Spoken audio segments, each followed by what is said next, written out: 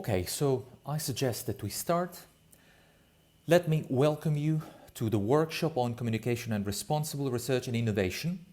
This is a workshop organized by the international consortium behind a European project called IN-FET.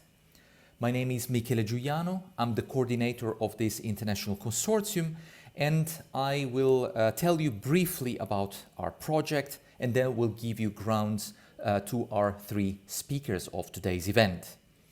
So the IN-FET project addresses generically brain disorders and more specifically epilepsy. And it starts from the realization that the operation, the dysfunction and function of the brain, of the cells, of the circuits is depending on electrical activity of each cells. If we can explore by means of nanotechnology, by means of neurobiology, mathematical modeling, microelectronics and silicon technologies, a ground to affect this electrical activity, perhaps we can repair the circuits that in the case specifically of epilepsy are showing a dysfunction. And we aim at tackling the specific players of these electrical activities. Ions. Ions are inside and outside each membrane of each cell, and they are the key player determining ionic flows and therefore ionic electrical currents, and they are determining the excitability of a tissue. So within the IN-FET project, we aim at exploring a completely new technique, a new neuromodulation technique based on neurotechnologies for restoring a balance of ionic concentration around neurons. Now, because of the theme of our project and the timeliness of its research, its potential impact to our society, we found and we consider that it was absolutely pivotal and imperative to start a dialogue with society and to have an involvement, an active involvement of citizens in our explorations. So this workshop is our first step. The project started about 12 months ago, and obviously we got slowed down by the pandemics. But we try to invest energy in these kind of activities like this today's workshop. That is, as I said, our first step to learn to communicate science, to create a common language between engineers, biologists, and neurotechnologists, so that we can more effectively position our project in our society. Now, for today's event, we have three speakers. The first is Dr. Nico Pitrelli. He is leading the Media Relations and Communication Unit of the SISA, the International Schools of Advanced Studies, from which I'm talking to you from. And he's the director of the Science Communication Master Franco Pratico. He has been the communication manager of Euroscience Open Forum 2020, which was a big event in our city here in Italy, Trieste, this last year. And he's very active as a science journalist. He has been directing the Journal of Science Communication and authored several books of general interest on science and the media. Dr. Pitrelli will tell us about science communication and scientific citizenship. I would advise everyone to think about possible questions and to type the question during the talk on the chat. At the end of each talk, we will give priority and we will try to answer your questions. So I leave the floor to Dr. Pitrelli, if I manage to unshare my screen. Yes. Thank you, Michele. Good morning to everybody. Thank you very much for this invitation.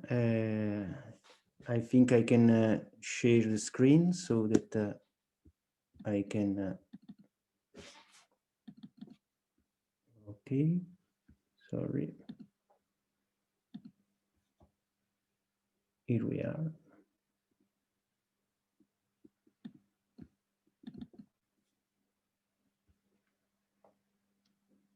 Okay. Well, so as Professor Giuliano has introduced, I will try to discuss briefly with you. Can you hear me? Yes, it's okay. Briefly with you, the relationship between to sense communication and scientific citizenship. Of course, there are two main fields which I will try to argue with you with their relationships and possible ways of interacting.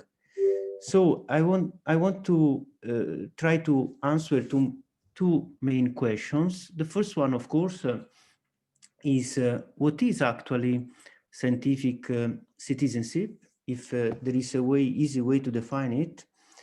And the second one, which is related to what Professor Giuliano already introduced, in which way science communication might contribute to different forms of scientific citizenship. Well, to be concrete, I would start with a case study, which is an example related to genetic therapy, which has similarities with the aim of your project, because it is in a certain sense a topic on the edge of research, but at the same time, it has many social, ethical, and political implications. The case studies I'm referring to is related to some years ago, at the end of the 90s, beginning of 2000, when and it refers to a story that happened in Denmark when there was the suspension of a clinical experiment with the genetic therapy, because authorities recognized that some clinical protocol had not been followed in the right way. So as a consequence, on this basis, the experiment was suspended, and the scientist in charge, whose name is Steen Jensen, resigned.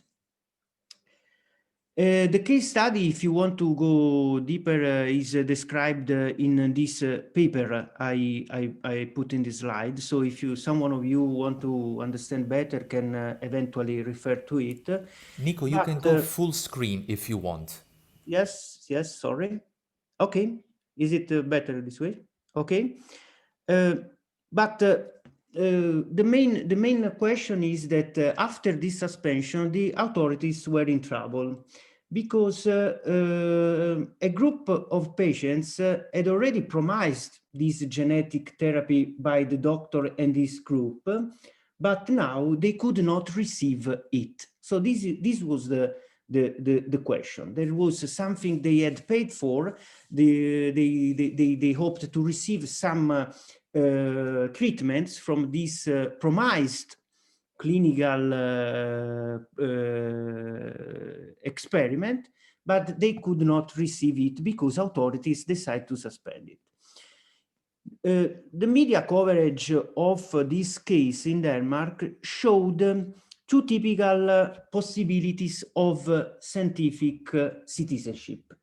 In the first articulation, the citizens was considered as a consumer of science.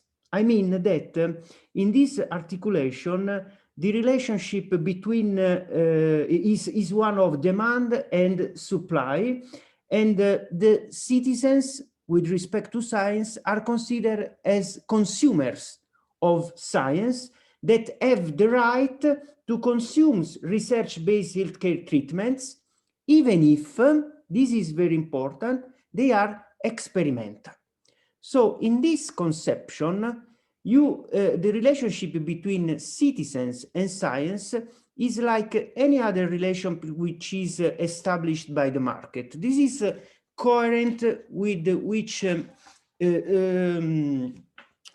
scholars of democracy define a more liberal ideals of citizenship, generally speaking. In the liberal conception of citizenship, there is an emphasis of the right of the individuals to participate in a political life. The second articulation of this case in the media coverage treated the patients, portrayed the patients as highly vulnerable. I mean, They were portrayed as people willing to do anything in exchange for the hope of a cure. But this will ruin the program of science, which only will deliver true knowledge that is certified, that has overcome clinical trials. In this second articulation, the patients cannot receive the cures because there is a more important value, which is the common good. In this case, the common good is related to the wider needs of the medical system, which becomes more important of the right of the individual. This vision is coherent with the second main framework with which scholars of democracy understand citizenship, which is called a more communitarian way of citizenship, in which the common good comes before individual interests. So this is an important case study because it shows these two possible extremes of scientific citizenship, in which there is also the reflection of two possible ways of conceptualizing the relationship between science and society, and the possible activism of citizenship. The first one reflects the more liberal one, a passive version of scientific citizenship. The scientific citizenship is a sort of a passive affair, which is regulated by the market. Think, for instance, to the case of biobanks, where one donates one biological resources, like genetic information, in exchange of a market driven by economy. So, I mean, the role of citizens is simple, that you give something to receive something in turn. This is, in this sense, it is a passive version of scientific citizenship, coherent with the ideal of liberal conception of citizenship. On the other hand, there is also the possibility of an active version of scientific citizenship, which is more coherent with the communitarian values. In contrast with the passive version, in this conceptualization, the key focus is to emphasize a much more active participation, a scientific citizenship which is inspired by deliberative ideas, in which they become very important words like participation, engagement, dialogue, and from the communication point of view, it becomes important to think of communication platforms which allow people to be involved in scientific scientific development. The emphasis on active scientific citizenship is derived in part from a history of public resistance to a particular technology, in which it is very clear that citizens are actively negotiating and contesting how science is developed. Some more clear and famous example is related, for instance, to the nuclear matter. No, it is related to questions like this: would you agree to have a power station a few kilometers away from your home? Or is it ethical to use animals in scientific experiments? Or which is the most correct way to reduce the environmental impact of traffic?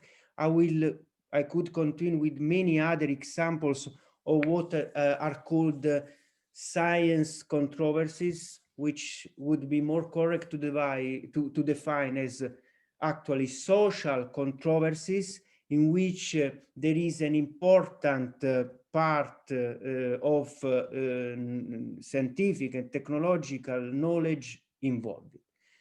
Why are so important for science communication and for our interests, because in these controversies, it is clear the many possible conceptualization of the relationship between science and society, and because they show also different articulation of the scientific citizenship.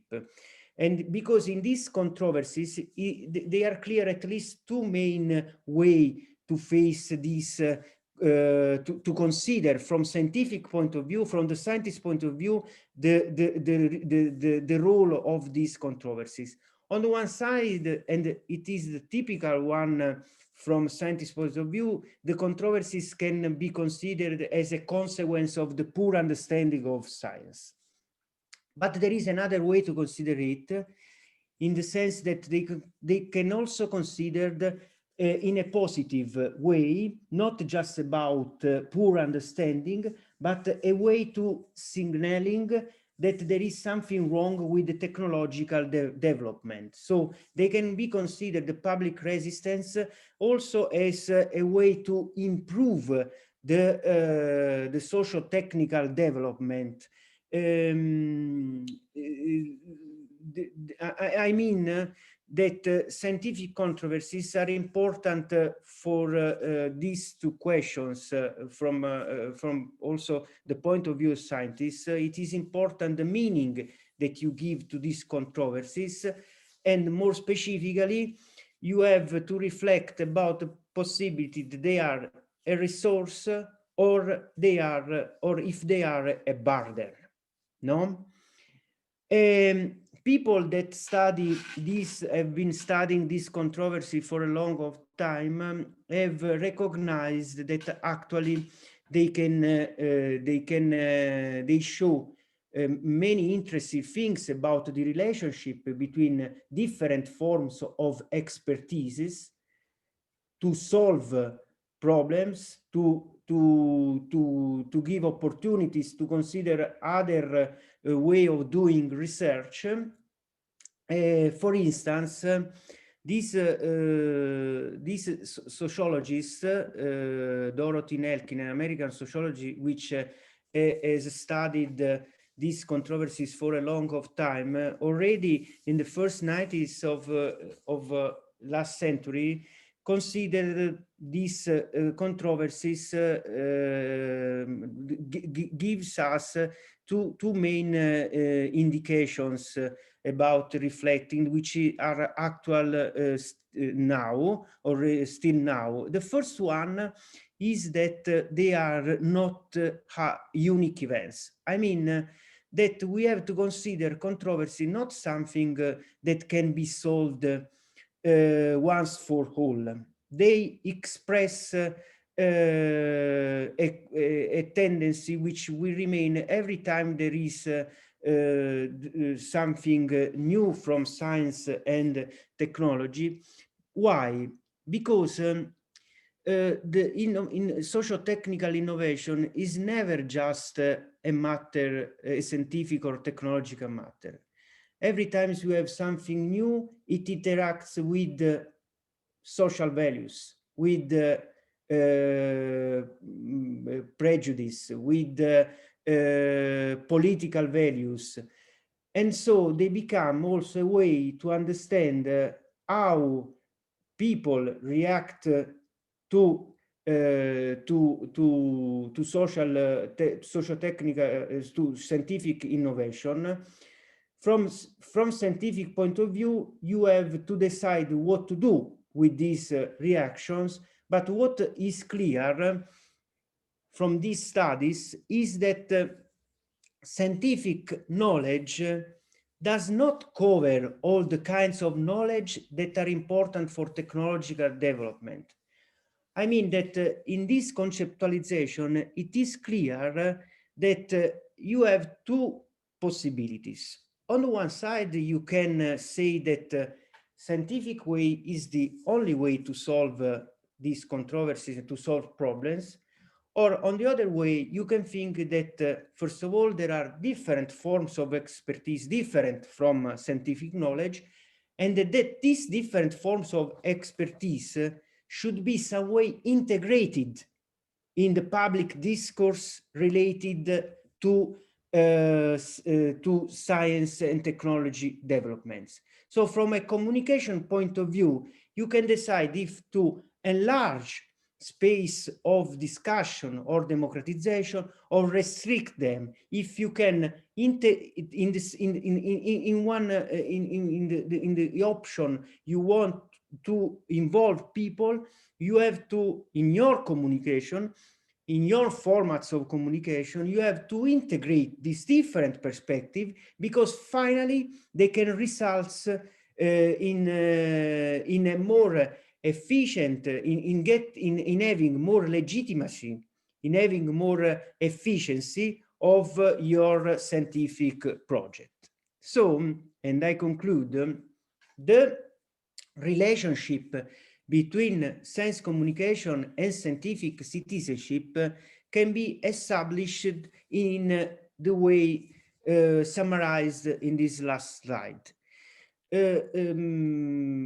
Not beyond the format you decide to use, that can be more very traditional format like science writing, face-to-face events, science museums, or more dialogical one like science cafes, dialogue events, consensus conference, you have the opportunity to consider science communication formats not just a way to bring your knowledge to non-expert, but a sort of nodes of in a network, a sort of opportunity of establishing relationship between citizens and science. And according to the way you use this format, you can give the opportunity to different form of expertise express. So it is interesting to considering the opportunity that science communication is I repeat, a sort of tool to let different form of scientific citizens express, that can be a sort of practice of citizenship that can be active as well as passive, that can be against, that can express resistance to science, or also they can be appreciative. There is no fixed and unique way.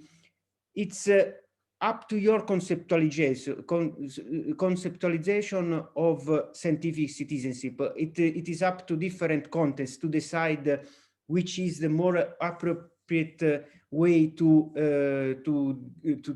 express different form of scientific citizenship. And the last point that I want to stress that all this discourse is connected to power. I mean, science communication in the framework I try to describe, it becomes clear that is something related to power relationship between state, citizens, and science. It is related to the democracy and science, because science communication can be considered a tool to empower citizens. The different formats of science communication is a way to equip citizens to perform citizenship in different ways, because, as I repeat, it can involve deliberating, it can involve technology, it can involve protest, resistance, so that it can also involve understanding the point of view, the scientific point of view. And here you have some, oh, sorry, I forgot to translate in English, but it's easy to understand that they are bibliographical references. So I just wanted to you a very general framework, and so I hope that there are some minutes also for some questions. Thank you for your attention. Thank you a lot, Dr. Pitrelli. We have a couple of questions, and I might ask Valentina to give voice to Merlin, who typed a question. So, and then, yeah, I can voice my own curiosity later. Thank you. Okay. Okay. Merlin now she can talk. Please, Merlin, welcome. Hi, thanks, Valentina, and thank you for this very interesting presentation. And I think some of the biggest problems that we are facing today, some of them have at the heart of it human behavior and the way we communicate. And I just give three examples. One is disinformation, which is a threat to democracy, it turns out. Second is climate change, which I think is something that we have brought upon ourselves. And the third, I think, is COVID, because, in the communication of COVID, we all know that whatever is happening is harming ourselves, but still people are not paying any attention. And so I think there is like a link.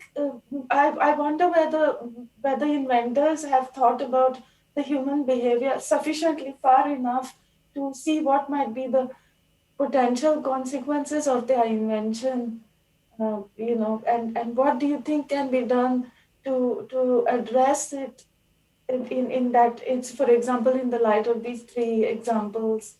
Yes. Well, I can, of course, there are three big questions, so it's not easy. Of course, there is no easy solution. But what I can tell you is that now an important strand of research in science communication, which is called the science of science communication, that consider in a scientific way how to integrate the results that comes from psychology, for instance, or of the results that comes from studies on public perception in science communication. So they have the community of science communication researchers has recognized that there is no easy solution, that each problem deserves a scientific approach. And they are starting to integrate these results from different fields to try, this is especially true, for instance, in the field of disinformation, no? Which is a very important topic, and especially the role, for instance, of social media in this information. And they have discovered many interesting things which are in contrast with the traditional way of conceptualizing science communication. For instance, one of the mistakes of the past in science communication is that resistance, for instance, to OGM or something like this was related to ignorance. It is not true. For instance, they've shown that the resistance to vaccination, for instance, is higher in more educated people and not the contrary. And so why people resist? Because many times, like everybody of us, for instance, we have discovered uses filters to interpret scientific information. These filters are at level of political level, they are at level of ideological level. What is important, the results of all this research is that what is important for you as a scientist, that you have to think that your content is never neutral. So you have to think how people can receive your information because considering the different influences which can change from context to context. This is also important. Then there are also, we have discovered, for instance, that there are cognitive obstacles to give sense to information, which are unavoidable. It does not depend on our level of understanding of education and so on. So what is my question? My answer is not an answer, because it is a complication of the stuff, but is what we are starting to understand, that it's a complex matter, and there is no unique science communication model. There is no universal solution. And we are here to understand better, to find solution. Every science communication, it seems that every science communication event is a science communication event that has to be considered in its specificity. I don't know if I in some way answered to your question. Yes, yes, thank you. Thank you. Thank you. I have a brief curiosity. I particularly was impressed in the recent month of the announcement by the billionaire Elon Musk with his new company of brain pacemaker and implantable device to cure, he said, all the brain disorders. And I wonder whether you see these private entrepreneurs as a risk or as an opportunity for the dialogue between science and society. There was no publication. It seems that the classical way of disseminating and peer reviewing the result were bypassed. And I wonder whether this is a good or a bad thing for our society. Oh, I must admit some my prejudice with respect to people like Elon Musk. So my probably you can, but apart my opinion, I think there is the way to interpret people like Elon Musk, and especially his communication is studied from scholars say call the sociology of expectations. I mean, in the sociology of expectation, it's not important. It is very important to communicate what they call socio-technical futures, not because they will really realize, but because communicating about the future is a way to modify the present. So in this, and they are very coherent with which they call the neoliberal frame. So Elon Musk, in my opinion, doesn't care about the real soundness of it's not important, because we will forget probably if his proposal, his expectation will be realized or not. What is important is that with his announcement in a neoliberal framing is able to influence the present. So there's no actually, it's not importance if it is published on paper. It's my opinion. It's that it is not science.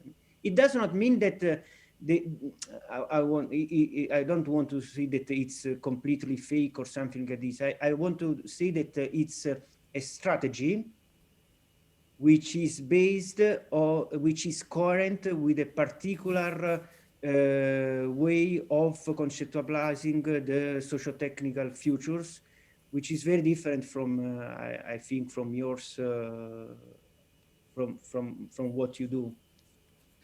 Okay.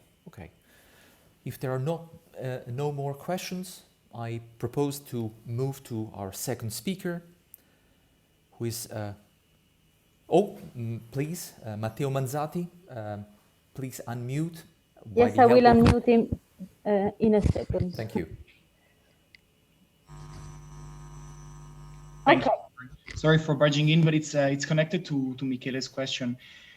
So my question would be, considering that these kind of announcements, this let's say neoliberal-driven kind of science from companies, which I mean, Elon Musk is a clear example, but he's not, of course, the only one. What would be the role of science communication, and specifically of scientists that want to reach out to the public to fight this different kind of misinformation, which is not Novax Facebook groups, but as Dr. Pitrelli said, and as I agree, is as dangerous, if not more dangerous. The idea that when a person that has economical interest in an announcement presents it as science, even though it's just an announcement. Is there something that science communication specifically could do to fight against this kind of phenomenon? Thank you. Yes, thank you for your question, which is also, of course, this. I don't know. Okay, I could tell you a lot about what science communication could do in an ecosystem approach to science communication. There are many, how to say, tactical, technical possibilities. But what I consider more important is in this attempt to resist or to counteract Elon Musk announcement or Elon Musk like announcement is to emphasize the role of institutions in improving their social credibility. I mean, if you want, I think that the science system is facing in the last years many points of crisis, like think of the hyperproduction of papers, the difficulties of peer reviews. There is a crisis in the knowledge production system, which finally gives more opportunity to consider other way of communicating futures. So my opinion is that if you want to rebalance the situation with people like Elon Musk, you have to work, you have to make efforts to let become official science, as some sociologists say, more robust from social point of view. It means more transparent. It means more available to integrate different points of view.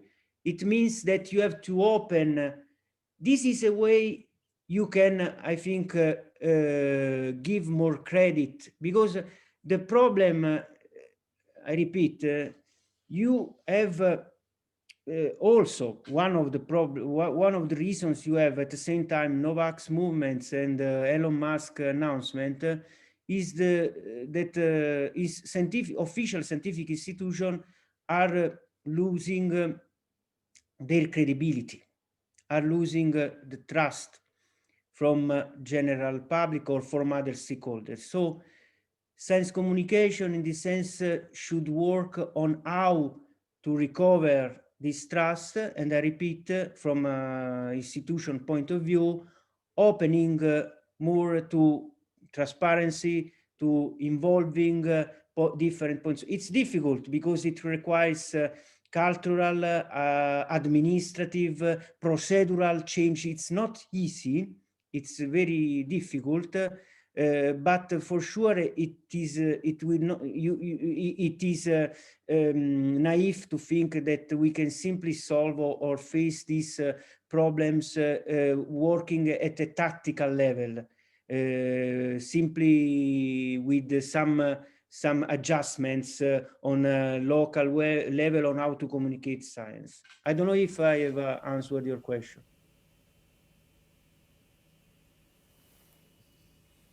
I would say so. And in the interest of time, I will briefly read one comment from our third speaker, Ricardo Chavarriaga, who added, one note of caution, it's worth to know that scientists themselves have also contributed to the inflate the potential impact of technologies. Yes, yes. This is a very appropriate comment. It is, but it is coherent with someone calls as the marketization of science. I mean, once it becomes more and more important, for instance, for scientific and research institutions to show that you are also an economical player and not just a place where research and education is important, but more and more you have to show that you are the best seed for new companies, or that you are able to attract a lot of money. Of course, they become important other parameters, since you need more and more money to justify your role, your economical impact. It is not strange that that even from the communication point of view, you try to adopt more and more, for instance, the logics of corporate communication. No,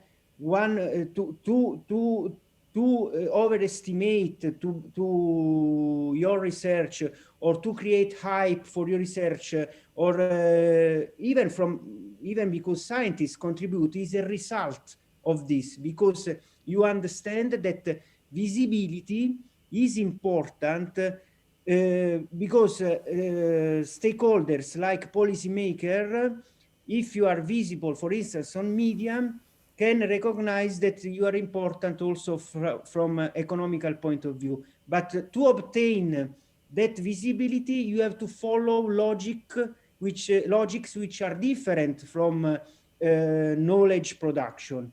They are more similar to corporate communication logics. They are more similar to media logic, and this is a problem, of course.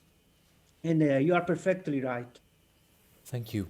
So there will be still one person asking to pose a question, but I invite Andrea specifically maybe to save his question for the end.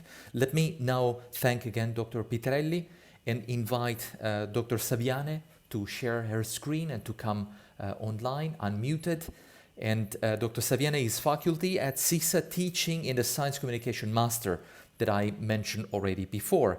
She has been working as a science program officer at the Wellcome Trust of London, UK, and has a strong and international background on neuroscience research, which is very relevant for the IN-FET project and for the context of these, or at least for the starting ground of this event, this workshop. She is a member of the Media Relations and Communication Unit of CISA and has a keen interest in science communication. Her presentation has the title Neuroscience, Fostering the Dialogue Between Science and Society. Please, Dr. Saviane. Thank you, Professor Giuliano, and good morning, everybody. I'll just share my screen. Yeah, as it has just been said, I'm going to focus more on the dialogue issue, and the dialogue in particular between neuroscience and society. And I'm going to provide you with some examples, some practical examples actually, of what have been done in the last decades, looking for this true dialogue between neuroscience and society, a dialogue which has been looked for since the end of the previous century, and has been encouraged a lot by the European Commission. So what I'm going to do is to show you some examples that have been funded, of projects funded by the European Commission over the years. But I would like to start by introducing you to Lucilla Bossi, who is the past president of Parkinson Italia. Lucilla Bossi was a ballet dancer at La Scala in Milan. And when she was 36 years old, she started noticing some strange movements of her hands. 3 years later, she was diagnosed with an early form of Parkinson's disease. Being so young, she didn't want to give up with her life, and she tried all the treatment that she could for Parkinson's until she found out about deep brain stimulation. And a few years later, she was operated in Zurich to receive deep brain stimulation. In her words, the woman who emerged from the clinic in Park operating theater was not the one deeply affected by 12 years of Parkinson's, but she wasn't the one from before the disease either. She says, this new woman was a third version of me, whom I liked immediately. This is the story that she tells in her biography, Ogni giorno vale la vita, una vita, which is actually a really nice reading for those of you who can speak Italian. It is almost like a fiction book, so I recommend it to you. And this is also the story that she told us when she attended one of the workshops that we organized within this project, the BID Brains in Dialogue project, a project that was managed by CISA, and that was aimed at fostering the dialogue between different stakeholders in neuroscience, from scientists to clinicians to patients sociologists, lawyers, philosophers, journalists, and any kind of citizens. And we focused in particular on 3 topics: brain imaging, brain devices, and predictive medicines, which basically meant focusing on deep brain stimulation for us and on the use of genetic testing for neurodegenerative diseases. We did it through 3 interdisciplinary workshops organized in Cambridge, in Trieste, and in Warsaw. Each of these workshops was like a closed meeting, 2 days meeting with about 60 participants from several countries and several backgrounds. The real aim was to give these people time to know each other and not just give a top-down presentation, but really to interact and start a dialogue, especially because they were coming from different fields and they had very different experiences. And this was also done by public events. Some of these were part of science festival in the different towns. And what came out of these meetings is that all the attendees were really enthusiastic of the opportunity to spend time with people coming from other fields, and especially with patients. Lucilla Bossi was one of them, but she was not the only one. And actually she was one with the best experience. But we also had patients with negative experience, so patients who had suggestions for scientists and clinicians. And this was considered a very important input for all the people attending these meetings.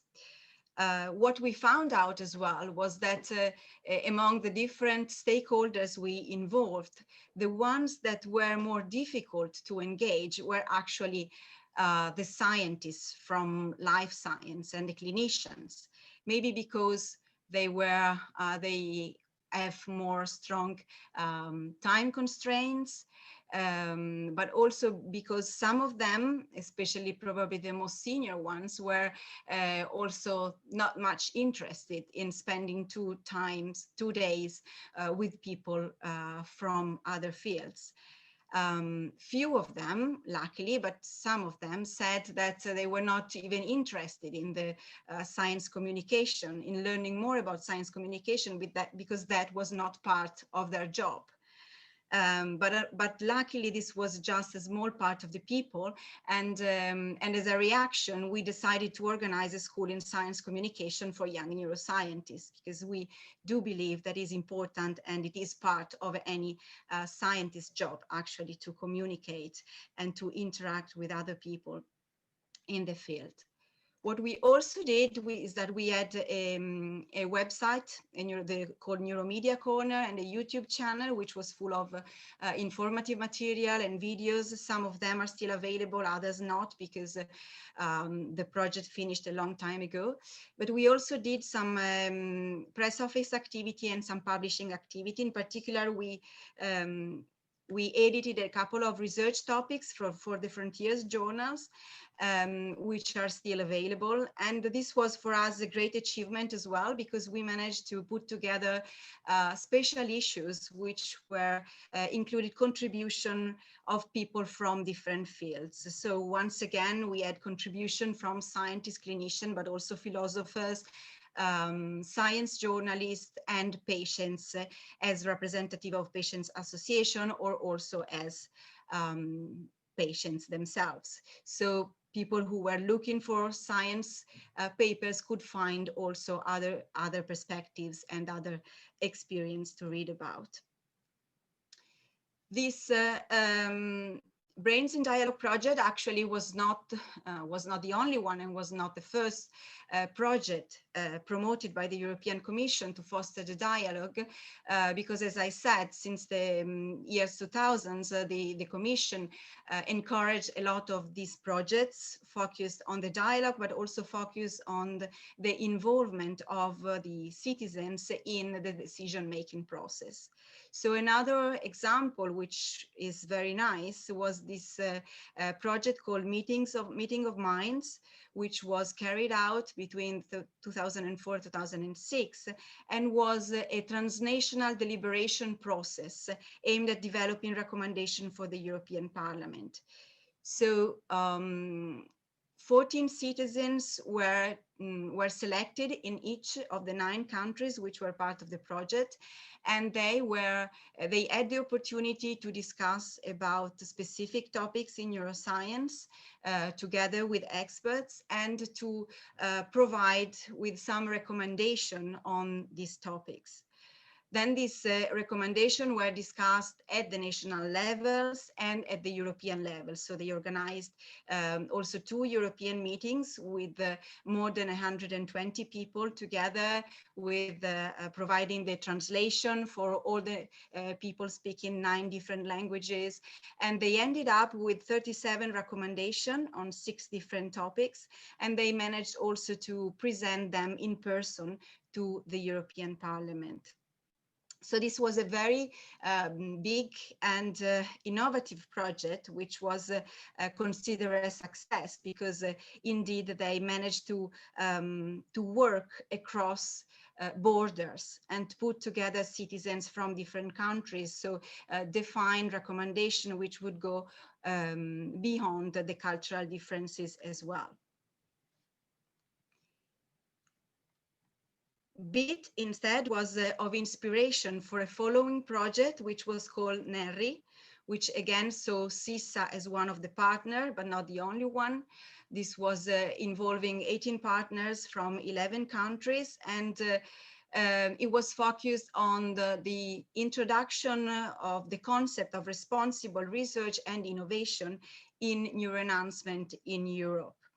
The idea was to discuss about the possibility to introduce enhancement drugs, nootropic drugs, for example, or neurotechnologies such as non-invasive stimulation technologies to increase brain power and in healthy people. So the idea was to discuss with people what was their opinion and how were they considering these opportunities.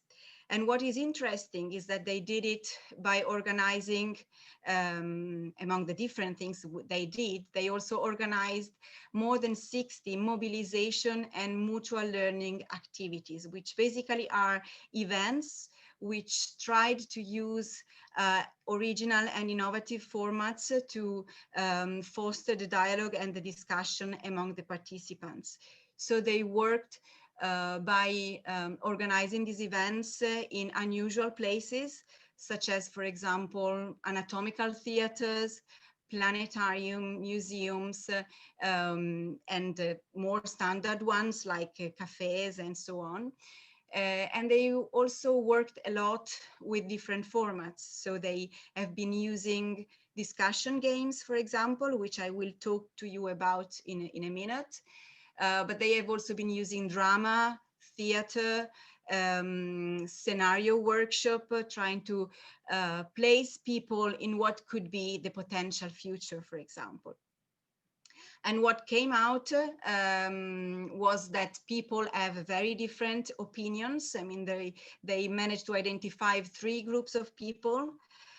Those that they were called early adopters, so people enthusiastic about the idea of using this kind of technologies or drugs, those who are interested by, but a bit, let's say, they want to be reassured about the implications, and those who instead are against this kind of approaches, not just because they are worried about their health, but also for some kind of social and moral reasons. The last event I'm bringing you is this other project called Siena, which maybe some of you know more than I do, actually, because I just found out about it. This is focused on the development of ethical guidelines, in particular on 3 new technologies: human genomics, human enhancement, and human-machine interaction. Which somehow covers also issues related to neuroscience.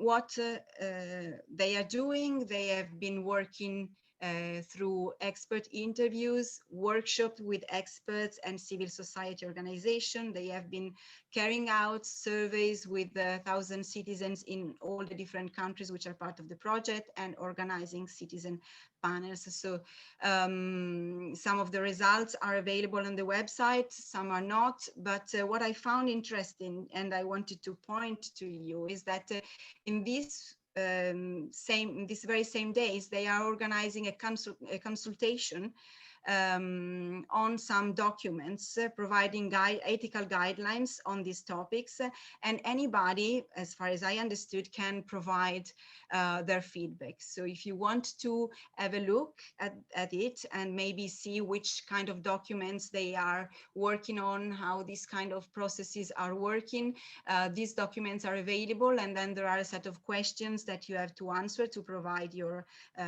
feedback. And once again, they have a special attention for patients and carers.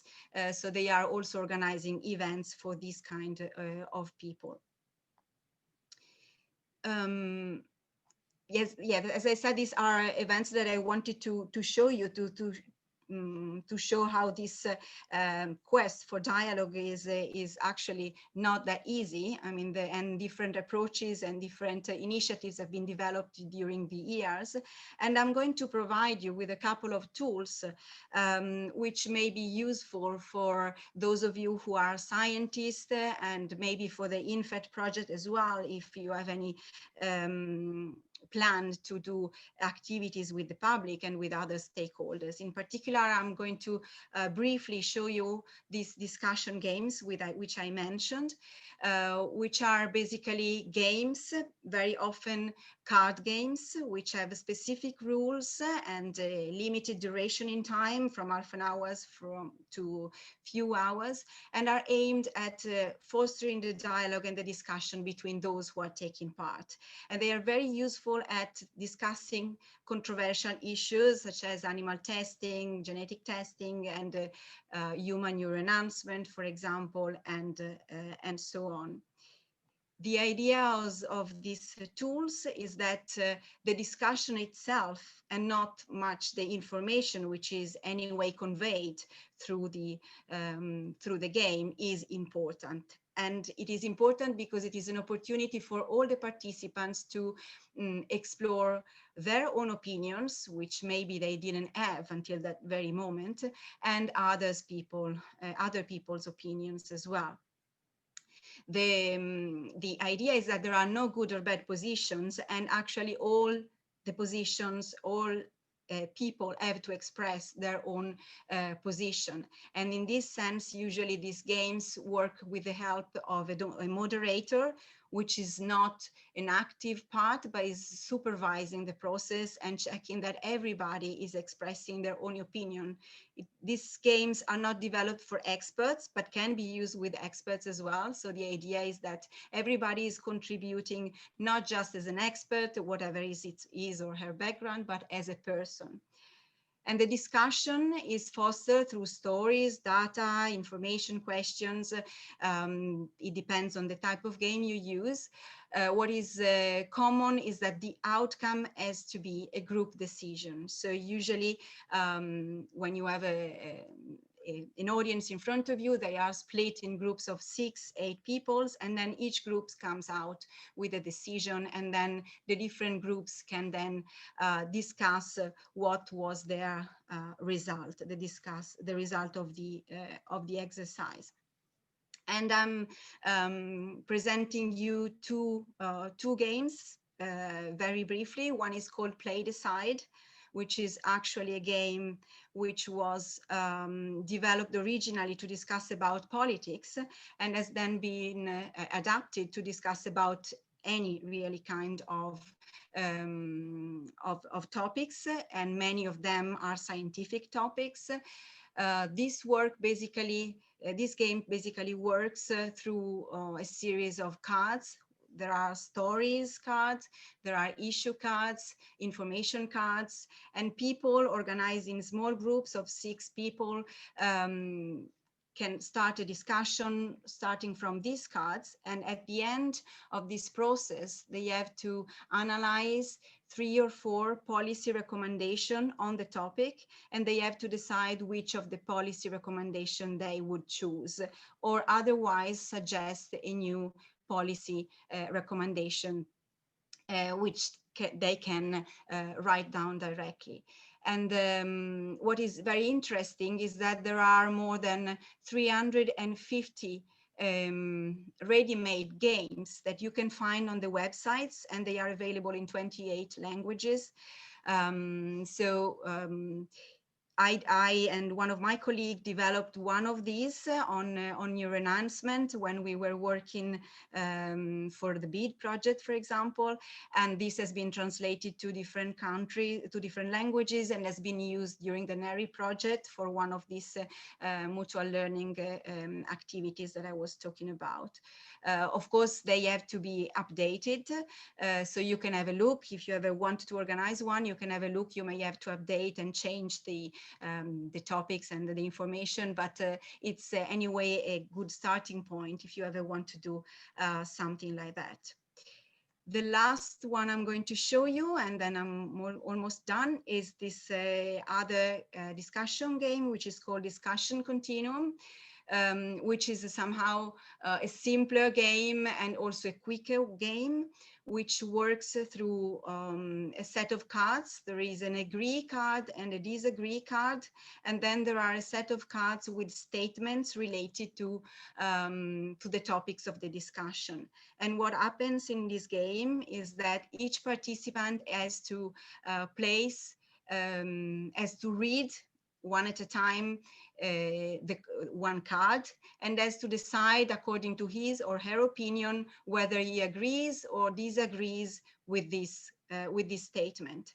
And then all the other people in the group will place down one card at a time, and at the very end they will have a sort of ranking of the cards with all the statements from the agree to the disagree card. And all together they can discuss whether there is some position that have to be changed or modified, and then they come out with this group decision, which can be then discussed with all the other groups in the audience. And we use, as I was mentioning, we use both approaches to discuss about, for example, we use the discussion continuum game in Warsaw during the workshop that was focused on deep brain stimulation. And we used it with very different people. So we had all the stakeholders I was mentioning at the beginning taking part in the game. And we use the Play Decide, for example, during the Brain Awareness Week a few years ago here in Trieste. So these are opportunities that may be, I mean, easy to reach, and also to adapt according to your needs and your objectives if you are interested in doing this kind of activities. So just to finish, the message, I think, is that this quest for a true dialogue between neuroscience and society is still ongoing. And there have been several successful examples, and they are still happening, but there is still much to be done. And what is clear is that we need specific communication tools to achieve this kind of dialogues. And also in this sense, there is a lot which has been done, as you can see, and which is available for those who want to understand more about the possibilities. And the last thing, that is probably the one that we got as the most important message from our own experience, is that it is really important to involve people from all walks of life in this kind of debates, and in particular those who are maybe the patients when you talk about treatments. So we have met Lucilla Bossi, but also many other people, as I mentioned, which were actively part of these treatments or these technologies, and I think they gave a very important contribution. So I've also included some references, which actually the website of the different projects and a couple of and a few papers that tells the story of what has been done and the conclusion that have been drawn. Thank you. Thank you, Dr. Saviane.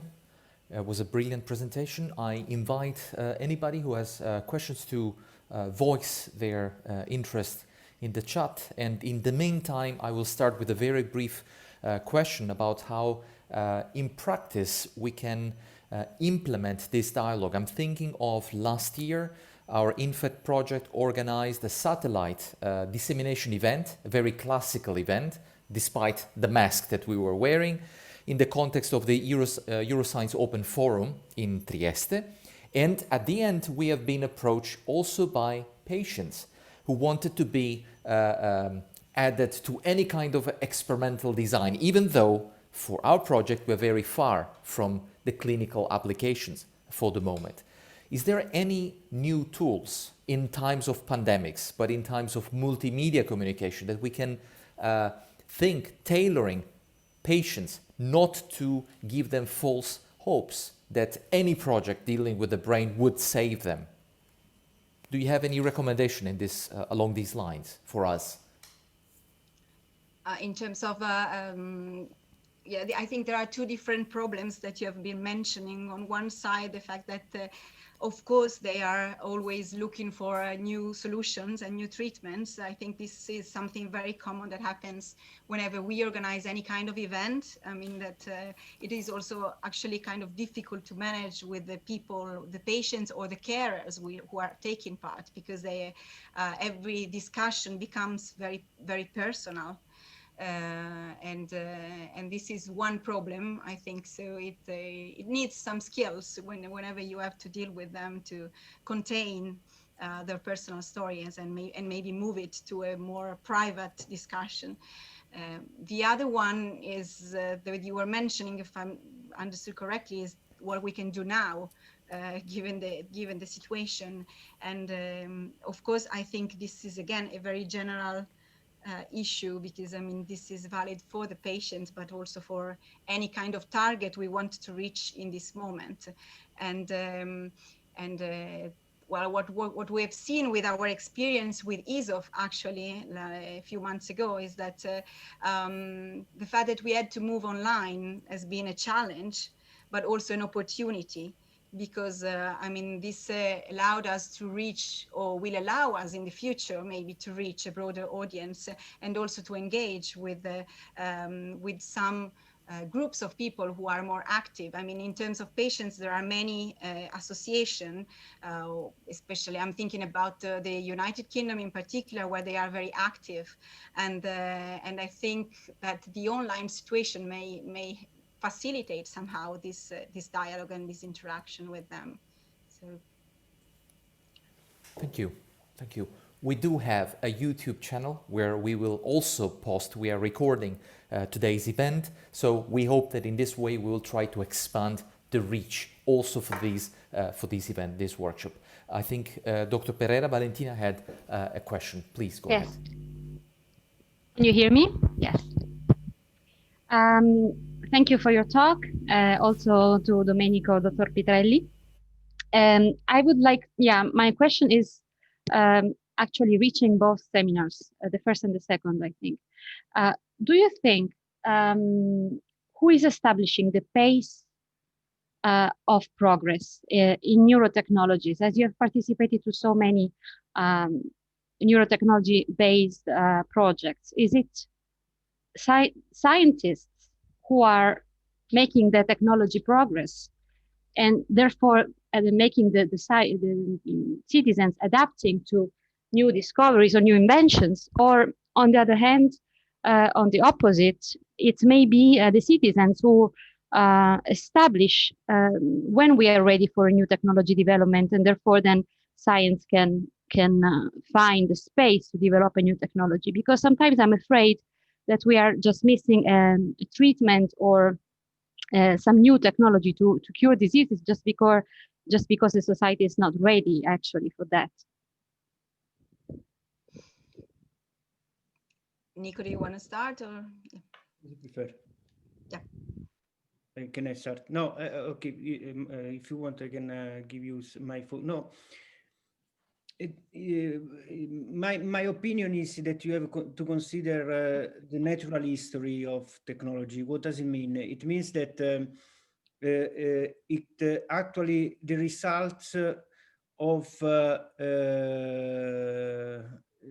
innovation is a sort of co-construction of different perspectives. You never know where you will arrive. There are many specific examples in the history of technology where people who projected technology thought that that technology would have been used in such a way, and then it has been used in a very different way, not forecasted by their inventors, let's say, no?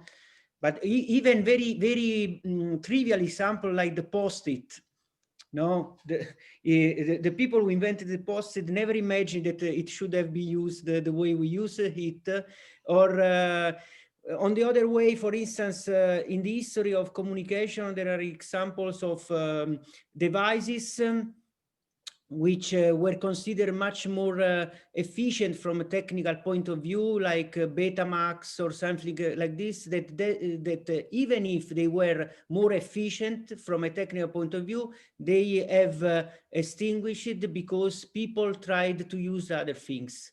So which is the point that I want to stress? That you have to, in generally speaking, to enlarge the way of innovation, that it is never, in my opinion, scientific, only scientific innovation, never social innovation. It's a combination that it's hard to predict.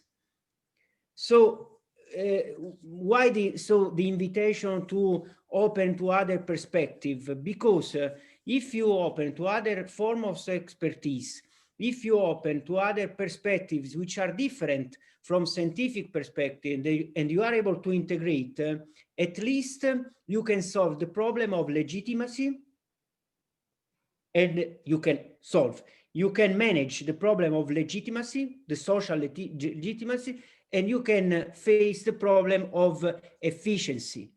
But you have to accept that the final outcome of this interaction is not what you had in mind at the beginning of your no, this is the guess, because finally, if you really accept to play in that field, you have, and it is very difficult from the expert point of view to accept that there could be research lines or technological outcomes that are different what you had previously considered.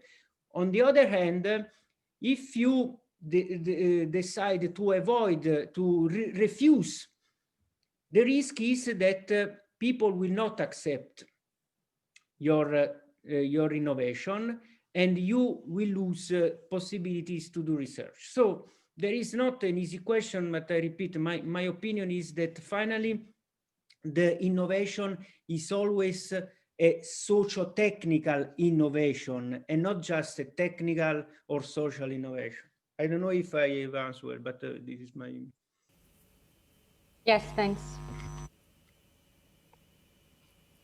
Okay, Andrea Stacchetti had a question some time ago. I wonder whether this is still relevant for our discussion now, before inviting our third speaker of today, the last speaker. I wonder whether Andrea Stacchetti can be unmuted, and whether or not he wants to pose his question.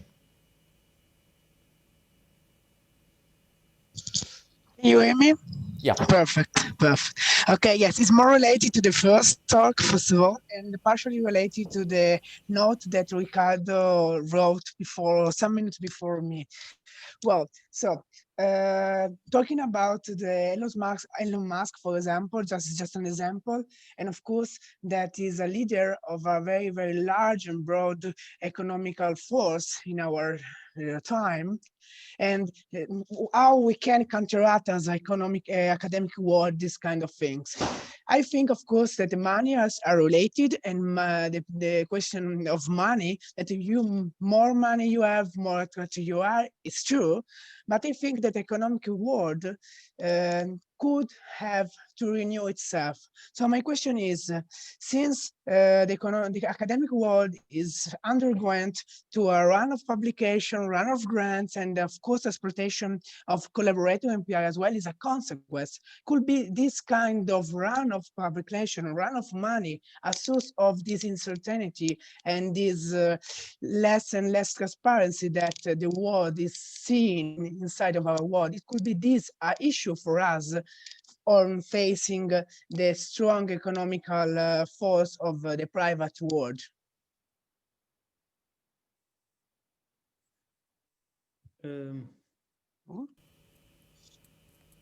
Unfortunately, probably I've lost some part of the question. So, can you make it short and very concise? Okay. Yes. Yeah. Very short. Yeah. Very briefly. My opinion, my question is: could be the academic world? The issue of the academic world is itself. So the run of publication, the run of grants. So this kind of world we are involved in now, stop for ourselves in order to face the issue that the issue that is coming from the private world, economic private world. You mean if the way research system works can counteract the production of papers, the production of grants, something exactly like... I think we are very under stress for looking for money, and this kind of looking for money is in a certain way blind us to be competitive against, for example, Elon Musk world or whatever. Yes, there are some movements. For instance, there is a movement which is a minority, but I know some of them which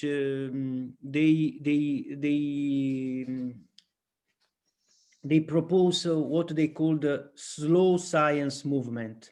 No, I mean, in this slow science movement, as far as I understand, they want to recover a more focused way of doing research, which refers, I don't know, to some idealized past, probably, but the idea is that they want to do research in a slow way in terms of time, in terms of publications, in terms of grants, and they think that they don't have to necessarily to have public visibility. They want it. I don't know if it will be a successful movement, but it is a symptom of something that does not work. Even if, I don't know, this is another topic probably, but it's interesting. There is also another phenomenon. More and more you see that in many countries, funding for research are diminishing. It means that the possibility of success of your grants are less. So you spend as a scientist a lot of time in writing grants, no? And fortunately in this case, Michele was successful, but there are, even for very highly skilled scientists, it is not an easy not to receive funding, because the percentage of projects that are funded are less than 10%, I would say. So even this is a problem. I mean, you devote a lot of time, which is not exactly research, because it is you are trying, it is a promise of research. No, you write a grant because you hope to do research, but it involves a lot of efforts, and even you know that there is, I don't know, the 30%, the 40% of receiving the grant because you are a serious person, because you build a strong partnership, because then it is reasonable. But if this percentage goes below 10%, so it affects your work as a scientist, because you can produce, I mean, we should reflect a bit more about this, I would say, as a system. I don't think that this is the way to counteract the private power, because they follow, as Michele said that even before, other rules which are not the publication rules, which are not. So you are, it's like playing with the different equipments, no, and with handicap. So yes, it's a problem. Okay. Now, in the interest of time, I would maybe stop the discussion and move to our last speaker, Dr. Ricardo Chavarriaga, who is the head of the Switzerland office of the CLARE Initiative for Excellence in Artificial Intelligence. He's a research associate at the Institute of Applied Information Technology of the University of Applied Sciences in Zurich, and is also chair at the IEEE Group on Standards for Brain-Machine Interfacing, and executive in residence at the Geneva Center for Security Policy. Finally, he is also chair of the Publications Committee of the IEEE Brain Initiative and member of the MIT Technology Review Global Panel. Now, Dr. Chavarriaga will tell us about responsible research and innovation in neurotechnology. So once more, in a very specific context that is absolutely relevant for the IN-FET project. Please, the floor is yours. Thank you. Thank you, Michele, for the invitation and the opportunity to talk about neurotechnologies, talk about responsible research and innovation, talk about the interaction between different partners in the innovation landscape. And the two previous presentations, I think they have been extremely interesting and extremely important on pointing out the relevance of the communication that needs to be established between the different stakeholders, and how this interaction, this engagement have to take place early on during the research and development process. So when we think about neurotechnologies and when we go to any presentation about neurotechnologies, we will typically see something like that, where we are presented with the outcome of a research project. We are informed about the potential benefits that these technologies can bring in the future, and how this can help alleviate certain of the current challenges that society is facing.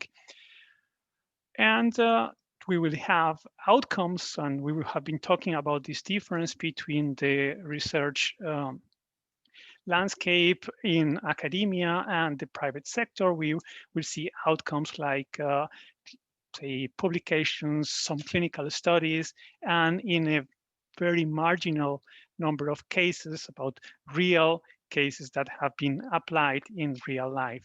And here I will make probably a mental note on to discuss on what do we talk about when we talk about innovation, because this is a word that is often used to describe different things. People talk about innovation whenever they have a new idea, a new invention, a patent. But if at that point, this idea hasn't had any real impact in the world. So can we really talk about innovation when these ideas haven't reached their target users and have shown any added value to the status quo? And this is something that needs to be taken into account when we compare the contributions of the different actors.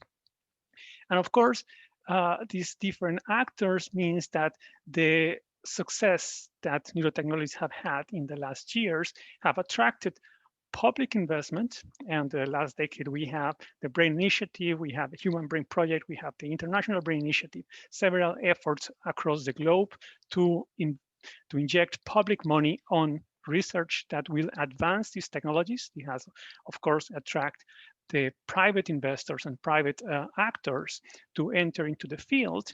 And in the more recent times, also the involvement of technical associations, international organizations that are looking at what are the effects that these technologies may have at the level of ethics, at the level of economical development, and at the level of societal implications at all. So here we need to start thinking about the nanotechnologies landscape not as something where we have academia and researchers on one side, private investors in others, regulators in others. We have here really a whole ecosystem of different stakeholders. These different stakeholders have different goals, different interests, and the added value for each of them will be different. And we, as part of this ecosystem, have to be aware of that and have to be able to communicate in a proper way to each of these different stakeholders in order to have a convergence of efforts towards common interests. We mentioned before communication from Elon Musk with this sociology of expectations that is put in the public media. But we have to think, who are these messages intended for? Who are they trying to influence when they are putting these messages out of the world? Is it to the end user?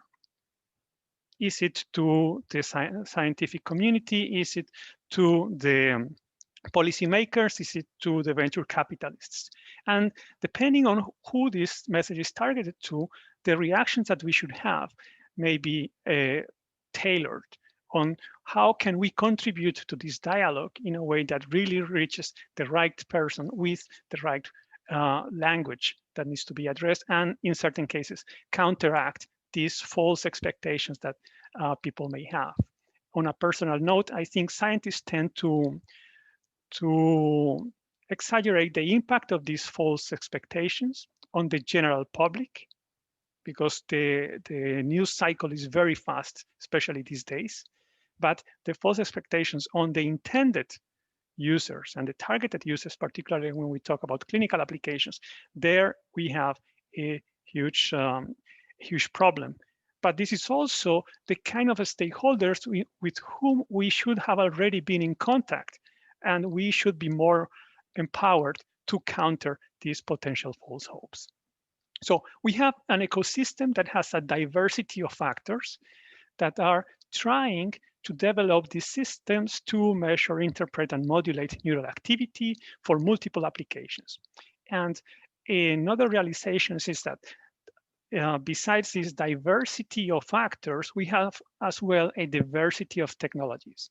When we talk about nanotechnologies, in reality, we are talking about advanced materials. We are talking about new computing power, new types of algorithms. We are talking about new imaging systems. We are talking about Internet of Things. We are talking about robotics. So all these technologies are then integrated into a system of systems that each of them have different levels of maturity.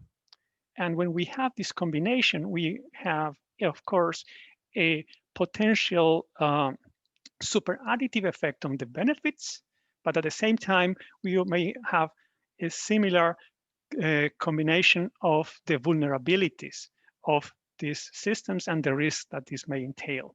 So we have to be aware of that whenever we think about the life cycle of scientific innovation, from the moment we have this idea till the moment where it reaches the targeted user, there will be many technologies, many actors involved in making this a reality. And we will end up in what we call the problem of many hands. Who's responsible of what? And this is a point that is important for us to be very aware whenever we are developing these technologies. Another point to keep in mind is this issue of the public narrative that was already brought upon. So we have right now a narrative of success, and this is a narrative that is being pushed both by the public sector that has invested significant amounts of money on these technologies, by the private sector that is trying to monetize these effects. But we have to be also aware that this narrative doesn't necessarily reflect the reality of the technologies as we have right now, where many of them are still at a proof of concept. We have very scarce data on long-term use of that. We lack benchmarking for multiple alternatives when we talk about therapeutical interventions, for instance. And when we talk about consumer products, there is a poor validation of their efficacy. There is a regulatory framework on safety, but not as much on the efficiency and how efficacious these are. And these, of course, put us in at a point where most emerging technologies are always struggling with, which is the point of the unexpected consequences. How these technologies will pan out in the future when they start targeting the end users. And I like this example of an unexpected consequence, and I don't know if you recognize the image and know the story behind. What we see here is the jet d'eau is one of the landmarks of the city of Geneva, which is basically a huge stream of water that comes out of Lake Geneva. And the story behind this symbol of the city is nothing else that as a safe valve that the factory installed in the late 19th century, just to let all the water that was unused out of the factory as a security measure.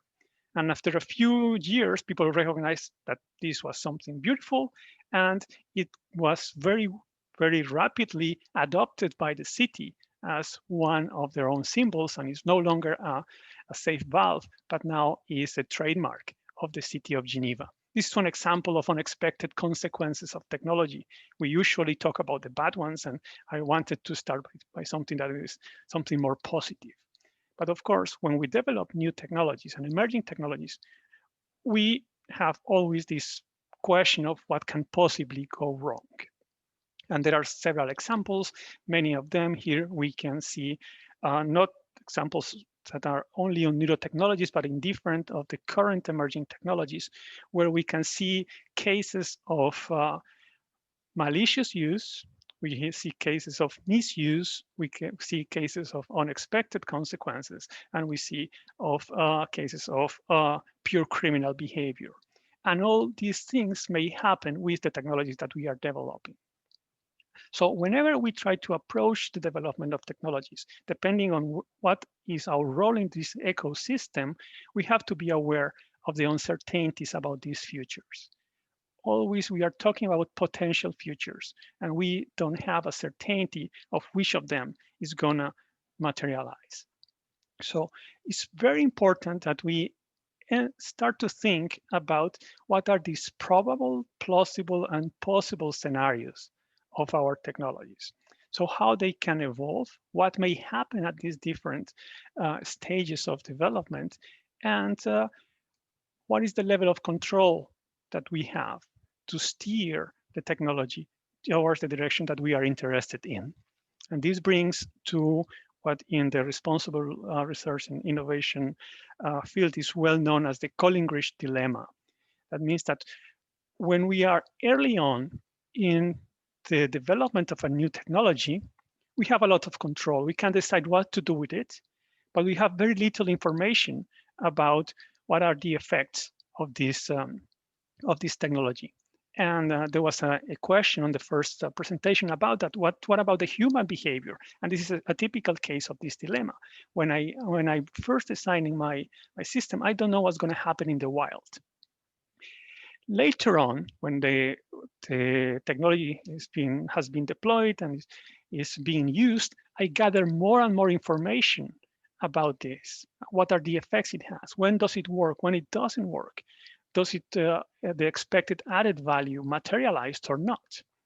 However, at that moment, I have less control on how to change the technology because it has become entrenched in the use, because there are certain risks of being locked in technology that is less performant than others, and the cost of switching to other technologies is higher. And maybe the people who are also interested in the data privacy domain are seeing right now with the new condition of WhatsApp that is going to share the information with Facebook, many people want to get out of WhatsApp because they're not really agreeing with those conditions, but they feel locked in that technology because most of their contacts are already there. So emerging technologies, we will always have this issue that early on we have control but no information, and later we have information but no control. So how do we deal with that? So it's not an easy question to answer, but one of the things that is key for getting closer to balance this control and information is the multi-stakeholder involvement, bringing people that are affected by this technology as early on as possible in the development.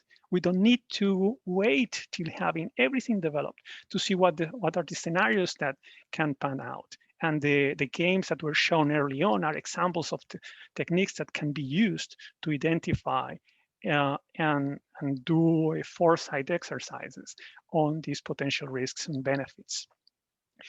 And another thing that is very important is that never consider these technologies as fully finished or fully completed. They are constantly evolving because we get more information, because we see ways for improving it.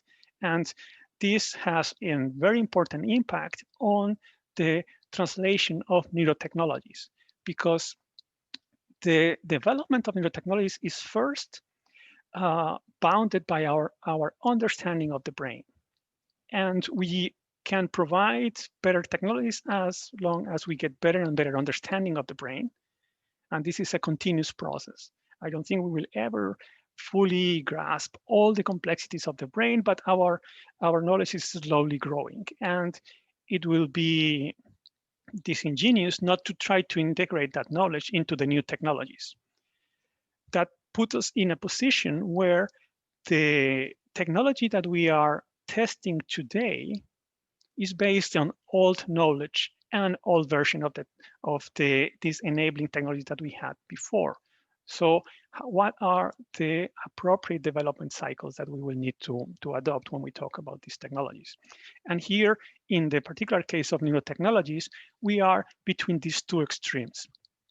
The long and rather rigorous development of the clinical domain. When we go through these clinical trials, we go through several phases where we try to assess not only the safety but the efficiency of these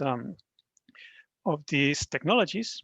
And on the other hand, we have the consumer-oriented development cycle that tries to be more agile and tries to go into very fast development cycles to produce improvements at a very rapid phase. Both of them have their benefits, because if we have something that is very rigid, we cannot react to negative events, or we cannot react to new information. But of course, we are open to the appearance of the potential risks. But here, one thing that becomes important, and it comes back to the point that these technologies are never finished, is that when we think about the monitoring of the risks and benefits, this is something that should never stop. It should be done throughout the entire life cycle of the technology, from the invention to the development, to the production, to the deployment, to the decommission of these technologies. At all these stages, there is the potential of new risks and new benefits appearing. And this is something that has been recognized already by the clinical regulation, where the post-marketing surveillance is becoming more and more common, or even on accepted drugs that are already commercialized.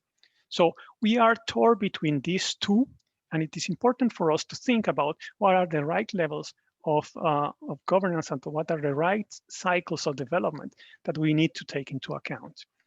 And this will bring something that is very important, because before we were talking about the private sector and the academic research as to separate, disconnected, and even conflicting or antagonist actors.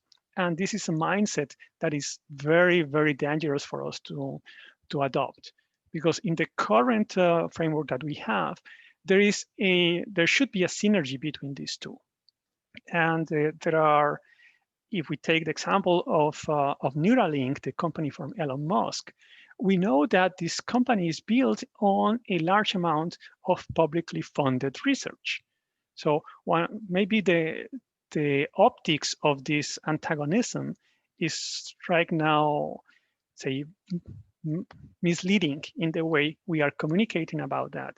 And I think the works of Maria Mazzucato in London are a very good example on demonstrating what is the impact of public investment on the current advance of technology, which goes against the neoliberal narrative that is the private sector that is really pushing the technology forward.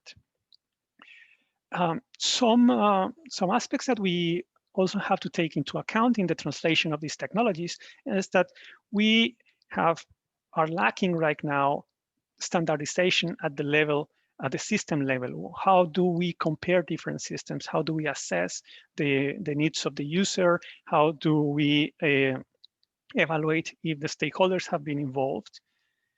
And you can see here the conclusions of a study that we did on the standard roadmap for brain-computer interfacing, where things are as basic as terminology and specifications and benchmarking are lacking standardization for our technology. So we don't really know if our systems are working or working better than other alternatives right now. And this is a point where we really need to start putting some effort in. And last but not least, and I was mentioning that neurotechnologies are in reality a combination of multiple emerging technologies. So the development, the commercialization, and the impact of these technologies will be bounded by the geopolitical implications of these enabling factors that we have. And here I talk in particular about artificial intelligence. We are seeing a movement towards less multilateralism and certain actors, geopolitical actors, trying to use science and technology as a key aspect of their development and their maintenance as a global power. And this will have implications on whatever governance systems we will have for the neurotechnology landscape. So when we talk about governance, here is important that we think about the governance of these technologies as something that ranges from recommendations and principles, starting from the International Declaration of Human Rights, to ethical guidelines, to technical guidelines. This is what we call a soft law. It's not binding, but provides ways for trying to guide the way we do our research, to the binding regulation. And this is where we enter into the clinical and consumer regulation. As of today, neurotechnologies are at this moment where we can argue that we are early on to have binding regulation. Don't have enough information to have too much, say, strict regulation on that. And then we go back to this Collingridge dilemma. We can have regulation in terms of safety, but probably not yet in terms of how efficient they are. But we are definitely at a time where we have to start discussing about all these other dimensions in terms of the technical, ethical guidelines that we may have. And this is, of course, something that can only build you taking a multi-stakeholder involvement, where we will have to go towards a complementarity of the soft law, non-binding, and the binding regulation, and a complementarity between the actions of the public and the private sector. And I will add to that the need for empowering the whole society, because at the end, they will be driving forces on how the public and private sectors will react and where they will be investing their efforts and what will be decided as something that can or cannot be used. And last but not least, we have to push and get engaged towards these different stakeholders to insist on having science and evidence-based governance of these technologies, to really be able to get our voices heard whenever we are discussing about what are the laws and ethical frameworks that will dominate our technologies, or the technologies that we are developing rather than ours. And when we communicate on that, I think my main message is that we have to embrace uncertainty. One of the common mistakes I see when we discuss about technologies and their impact is this pretension of being certain about their benefits and reluctant to discuss about the potential risks. As a scientist, we know that we are always dealing with uncertainty at the technical, at the ethical, and the societal levels. So we have to be more humble when we discuss about what we can achieve and reframe this narrative of a techno-determinism that this will solve things, and start talking more about what are these possible futures that we may achieve together with these other stakeholders. And with that, I would like to finish and probably reminding some of the principles of responsible research and innovation, where we have to think about the transparency and the moral justification of what we are doing. Keep involved the stakeholders, take approaches like value-sensitive and user-centered design, so that at every level of the technology life cycle, doesn't matter how early we are, we keep these things in mind, how this can pan out in the future, what are the potential implications that they may have, what are the alternative uses, both beneficial and malicious, that this may have, and whether it's worth doing it, and how can I be sure that these are good decisions. And if I am not sure, and I cannot be sure, but there's always uncertainty, who else should be part of the discussion? And with that, I will stop and be happy of discuss this even further with all of you. Thank you very much. Thank you a lot, Dr. Chavarriaga. Excellent presentation. We have time for a few questions. I might start with a very brief request for a suggestion, for an advice for a small international consortium as the IN-FET project one. What is the best way, in your opinion, to contribute to larger road mapping efforts, and how to get to be influenced in a positive way? How to have this bidirectional relationship and feedback with these road mapping efforts? Yeah, one thing that is extremely interesting when we think about governance of emerging technologies, if I take the example of AI, is that we had nothing on that probably 7 years ago. There was just a few people discussing about it, a very few position papers, and in a very short amount of time, we ended up with more than 100 documents trying to describe what are the principles that should guide, and a similar number of organizations that are, say, trying to work in the same direction. So I think we are now at a moment where we need to start confederating these efforts and probably put more pressure on the certain organizations that have the power to confederate this effort to converge towards a specific things that people can use. So we are at the moment where discussions have been held at a very high level, sometimes very abstract, that put the researchers at a very hard position because they realize this is important, but they don't know how to include it into their daily lives. So I think now there is an importance for all of us who are working on responsible research and innovation to try to establish a process of convergence. So the European Commission have put some resources on these areas that and toolkits that are useful for that. I think this is a good start, but we need to have a more spaces where these discussions are not held only within a single consortium of a particular funding program, but try to go or say more in a more confederate way to say, put an example, there have been certain clusters of projects say, can these clusters of projects, say, work together on setting spaces and resources to converge into a common recommendation? And don't be afraid of course, reuse what other people have been doing. I think IEEE, OECD, World Economic Forum, they are starting to look at these aspects. They are normally institutions that are open to participation.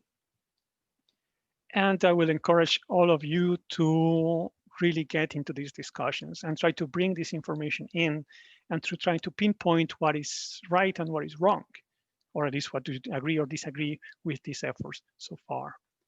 And I guess another conclusion, a personal conclusion that I have become in the last years is that I entered to the field as an engineer after studying electronics. And I was very interested in developing these systems. But right now, for me, the fact of reminding me daily that we are working in socio-technical systems is what allows me to try to keep this always in the back of my head. That is not just a matter of a small simulation or a small circuit or a small system, but it is something that may have an impact in someone's life somewhere in the future. I may not be there, I may not be the one who drove the whole path, but it may have an impact.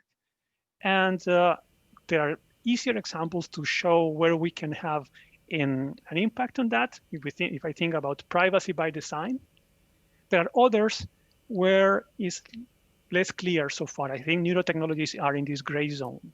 Right now, it's harder for us to know what happens if I change the range of stimulation one-fold, two-fold, three-fold. But I can start thinking, what are the safeguards that this system should have once it gets out? Thank you. These are excellent comments, and I would say in my current and past experience, I found that the clustering, the reaching out to other projects, other initiatives was indeed facilitated, particularly by the Future Emerging Technology section of the funding programs. It was supportive and actually encouraging this inter-project collaborations and interactions. Is there any other question from our audience? Yes, I will unmute Diletta. 1 second. Here. Yes, thank you for the nice talk.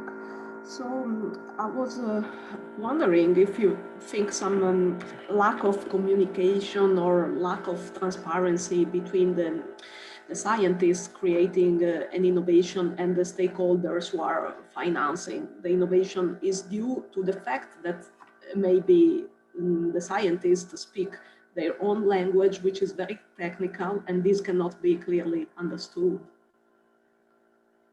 Certainly.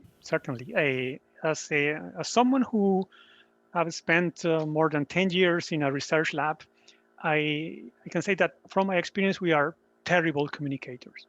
We tend to focus on things that are probably only interesting to us, and sometimes we have blind spots about what is interesting to other people. And this is just to put an example, when we interact with decision makers or policy makers. In the scientific communication, we love to put first all the evidence that we have and how do we gather and what were all the methods before touching the conclusions.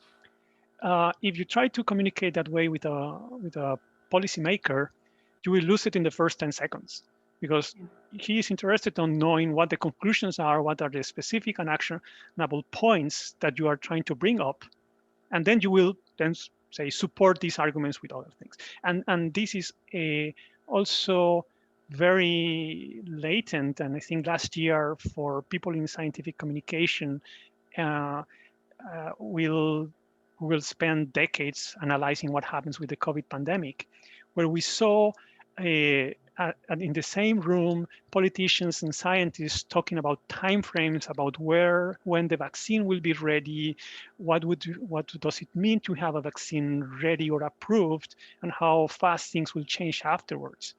and how much information was lost in this process, how these messages were packaged to promote optimism, while, say, willingly misleading people into thinking that the problem will be less severe as it would be.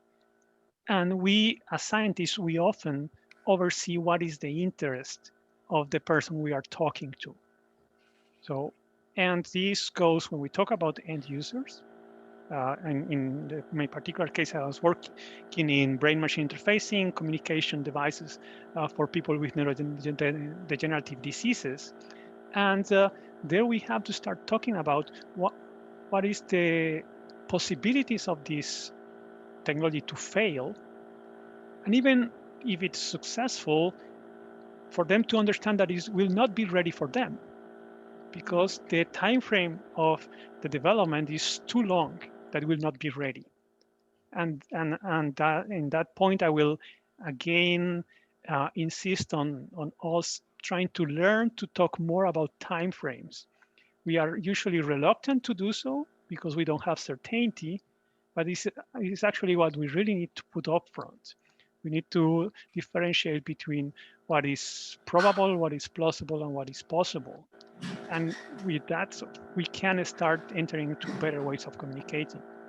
And I was very, very happy to see in the second presentation by Dr. Saviani, the creation of these programs on scientific communication. And I think they should be more common. And I think all of us should at some point go through some type of training to identify what are our failings when we try to communicate an idea to people who don't share the same background that we have. And also to learn how to listen to them.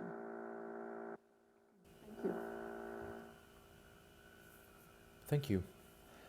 I see a comment posted in the chat by Lyndon Farrer pointing out that there are 6 running projects and 2 more coming focused on science communication funded by the Horizon 2020, and it was provided a link on the Cordis website of the European Commission. So if there is no more question, I would briefly then add some very brief close remarks. I think this was a very interesting and enriching opportunity, at least it was for me. I do hope that it has been for all our participants. I'm extremely grateful with all our speakers for having created a nice atmosphere, despite this is not being a physical meeting, but virtual meeting with all the limitations. And I'm really grateful for the time. In this time, at least for me, I found that I learned quite a lot.